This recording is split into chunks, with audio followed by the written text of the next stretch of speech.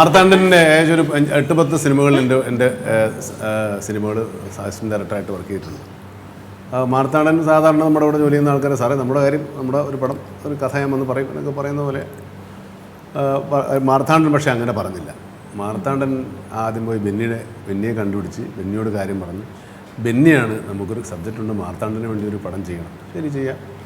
അപ്പോൾ അതിന് നിർമ്മാതാവിനെ കുറിച്ചൊന്നും നമുക്ക് പേടിക്കണ്ട, അതിനുള്ള ആൾക്കാരൊക്കെ ഉണ്ട്. അങ്ങനെയുള്ള സംവിധാനമൊക്കെ അതൊക്കെ നടന്നു. സംവിധാനം വന്നു, കഥ പറഞ്ഞു, കഥ കേട്ടു, കഥ രസകരമായി, സ്ക്രിപ്റ്റ് വായിച്ചു, എല്ലാം കഴിഞ്ഞിട്ട് ഷൂട്ടിംഗ് സ്ഥലത്ത് ഞാൻ ചെല്ലുമ്പോൾ മാർത്താണ്ഡൻ കയ്യും വീശി നടക്കാം. അവിടെ മാർത്താണ്ഡൻ ഷൂട്ടിംഗ് കാണാൻ വന്നൊരാളുടെ കൂട്ടാൻ സെറ്റിൽ ഒരു ടെൻഷനും മാർത്താണ്ഡനില്ല.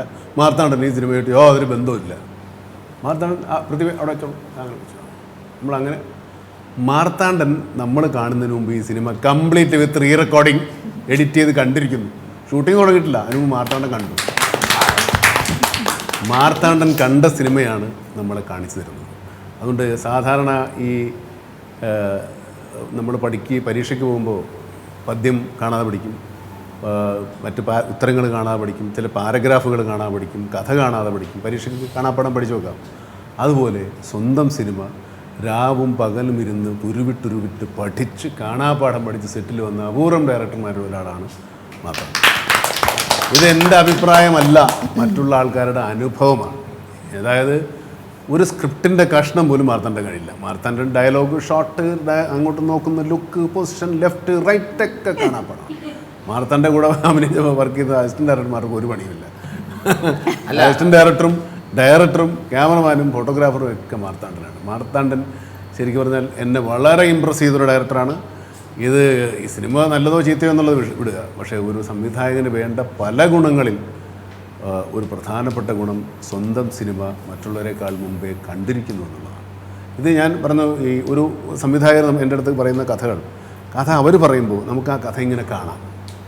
അത് അവർ കണ്ട സിനിമയാണ്. അപ്പോൾ സിനിമ വരുമ്പോൾ നമുക്കറിയാം ഇത് അതുപോലെ തന്നെ ഒരു സിനിമയായിരിക്കും. അത് തന്നെയാണ് മാർത്താണ്ഡൻ ചെയ്തത്. മാർത്താണ്ഡൻ നമ്മളെക്കാളും വളരെ വ്യക്തമായി നമ്മുടെ കാര്യങ്ങളെക്കുറിച്ചും അഭിനയത്തെക്കുറിച്ചും അങ്ങോട്ടും ഇങ്ങോട്ടും നോക്കുന്നതിനെക്കുറിച്ചും ഇടുന്ന ഉടുപ്പിനെക്കുറിച്ചും നടക്കുന്നത്, മടക്കിക്കുന്നത്, അങ്ങോട്ട് നോക്കുന്നത്, ഇങ്ങോട്ട് നോക്കുന്നത്, മുടി കെട്ടുന്നത്, മീശ പിരിക്കുന്നത്, കണ്ണ് ചുളിക്കുന്നത് വരെ മാർത്താണ്ഡൻ കണ്ടിരിക്കുന്നത്. അപ്പോൾ നമ്മളൊക്കെ ചെന്ന് നിന്നു കൊടുത്താൽ മതി, ബാക്കി മാർത്താണ്ഡൻ പറയും.